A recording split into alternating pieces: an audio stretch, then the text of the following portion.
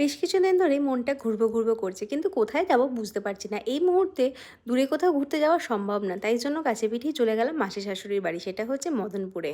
আর মদনপুর যাওয়া মানেই বেশ জমিয়ে খাওয়া দাওয়া, মানে পিঠে পুলি থেকে শুরু করে মাছ মাংস আচার কোনো কিছুই বাদ যায় না। তো ওখানে গিয়ে জমিয়ে খাওয়া দাওয়া করি।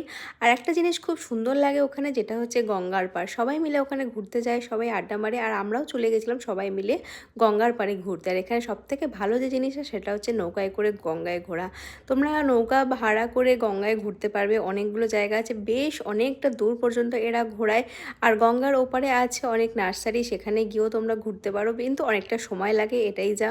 নৌকাতে তো উঠে ওরে বাবা বুক কেঁপে গেছিলো, যখন এক এক করে সবাই উঠছে, নৌকা একবার এদিকে কাত হয় আর একবার ওদিকে কাত হয়, আর সবাই মিলে যা চিৎকার শুরু করেছিলাম, লোকটা পাগলই হয়ে যাচ্ছিল। কিন্তু যাই হোক, খুব সুন্দর আমরা ঘুরেছি। আর এখানে আছে প্রচুর মন্দির, সবাই পিকনিক করতে যায়, খুব সুন্দর একটা জায়গা, সবাই মিলে ঘুরে আসতে পারো।